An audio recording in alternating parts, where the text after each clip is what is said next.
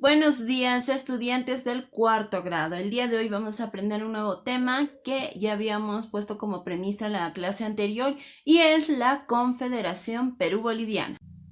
La Confederación Perú-Boliviana fue un gran proyecto político-económico que intentaron imponer en realidad un grupo del sector liberal, que eran netamente los comerciantes, tanto de Perú y de Bolivia. Entonces, esto tenía un fin común. Era insertar a todo este gran estado al mundo del comercio, al comercio mundial lo vamos a denominar, ¿no? Y era el afán de superar a las en ese entonces potencias que eran Chile y Argentina. Entonces, quien iba a liderar este poderoso estado era Santa Cruz. Él tenía que materializar todos los ideales planteados. Además, para ello, Santa Cruz conviene o hace una convención con Luis José Orbegoso para que el Perú pueda estar insertado y sea uno de los partícipes fundamentales en esta confederación.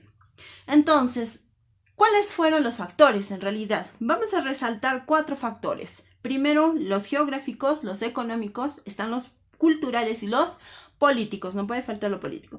Entonces, una vez que este proyecto ambicioso se iba a hacer realidad, primero teníamos algo en común para que esta unión sea factible. En el campo geográfico era la meseta del Collao. Es que la meseta del Collao es donde nosotros habitamos en realidad. Y ahí tenemos al lago Titicaca como un eje fundamental. Entonces, como la meseta del Collao crea una continuidad entre el sur peruano y Bolivia, ¿no? Era un factor netamente probable, favorable en realidad para esto, ¿no? Si no, en este momento hubiéramos tenido un solo estado y no hubiéramos estado divididos con Bolivia y ni siquiera el lago Titicaca se hubiera dividido en dos.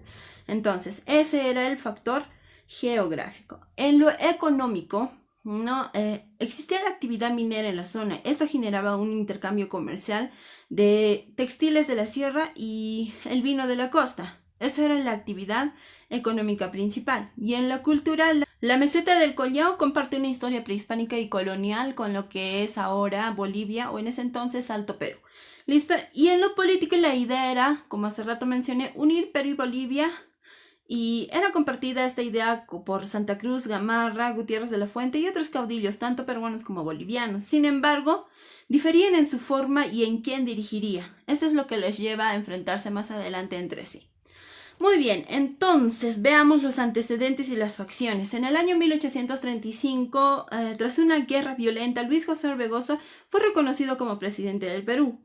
Uno de los principales adversarios de este gobierno era Gamarra, y Gamarra busca el apoyo del presidente boliviano Santa Cruz, quien le facilita un ejército con el que invade el Cusco.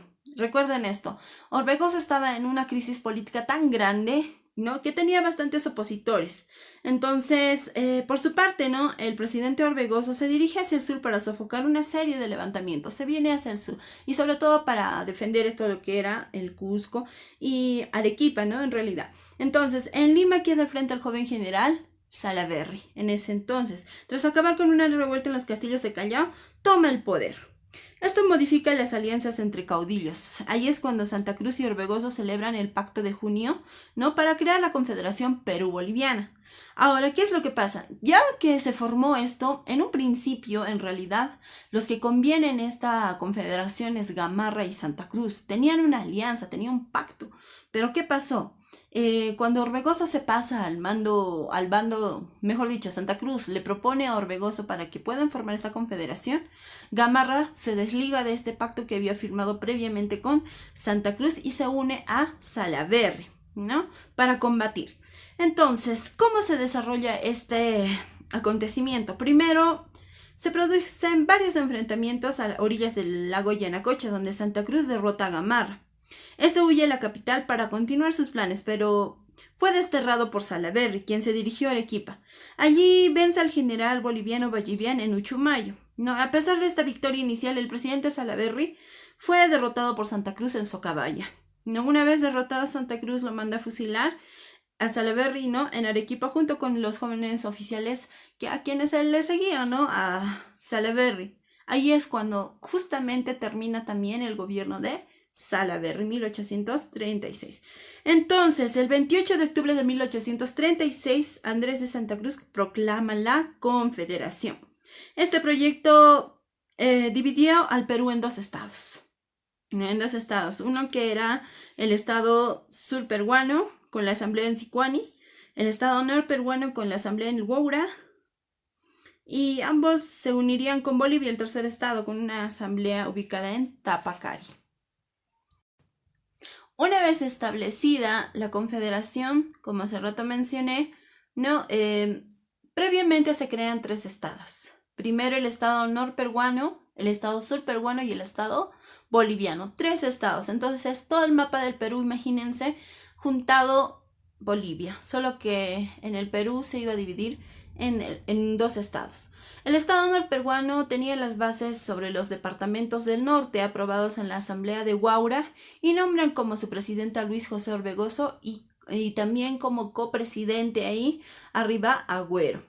Ahora, en el estado surperuano estaban sobre las bases de los departamentos del sur aprobados por la asamblea de Sicuani, en la que se nombra como presidente a Ramón Herrera y luego a Pío Tristán.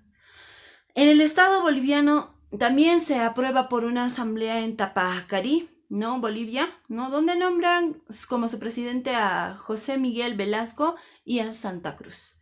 Entonces, esto se dio en realidad previamente. Ahora, se da un evento muy importante que es el Congreso de Tacna. El Congreso de Tacna iba a ser un tema político muy fundamental para saber quién iba a gobernar, cómo se iba a distribuir o cómo se iba a organizar toda esta confederación.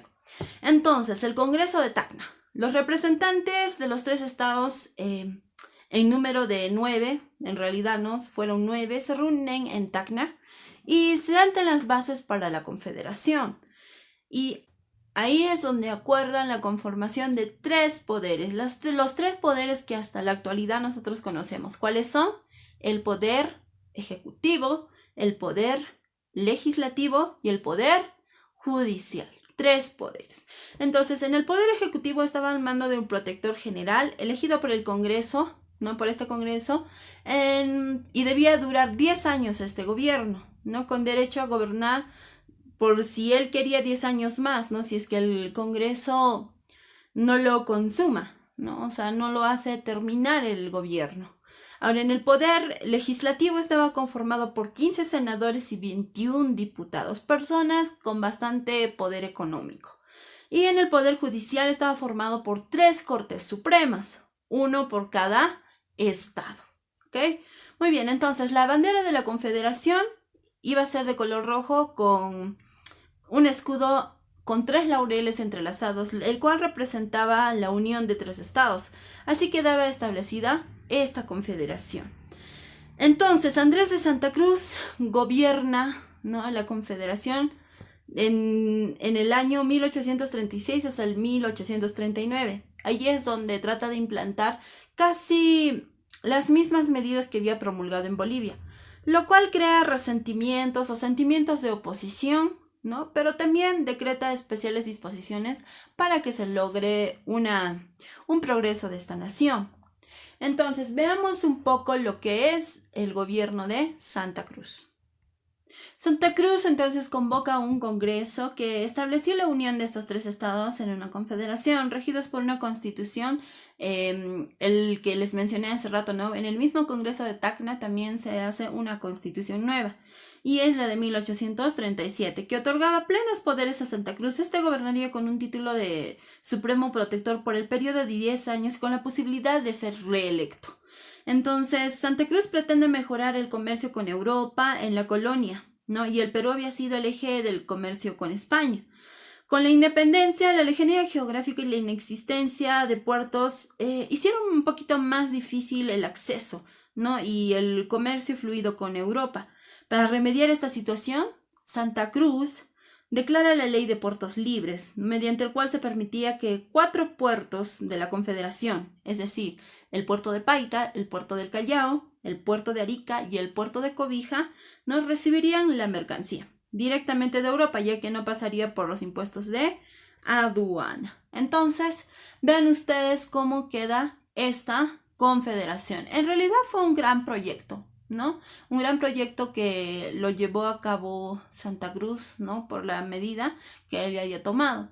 Pero al mismo tiempo, como hace rato les mencioné, existieron opositores, porque él quería implantar las mismas medidas que había implantado en Bolivia, y eso casi no era concorde a lo que el Perú quería para su gobierno. Ahí es cuando inician las campañas restauradoras, que son dos, una campaña marítima y las campañas terrestres, ¿no? Donde se unen también los presidentes de los vecinos países. ¿Para qué? Era ya en realidad esta confederación como una amenaza para los países de potencia, recuerdan, Chile y Argentina. Y es cuando se unen para restaurar los antiguos estados. Entonces, hasta aquí nos vamos a quedar. A la siguiente vamos a continuar con las campañas restauradoras, ¿ok? Muy bien, les dejo aquí también el enlace para que puedan dar su examen en línea. Nos vemos a la siguiente clase. Hasta luego.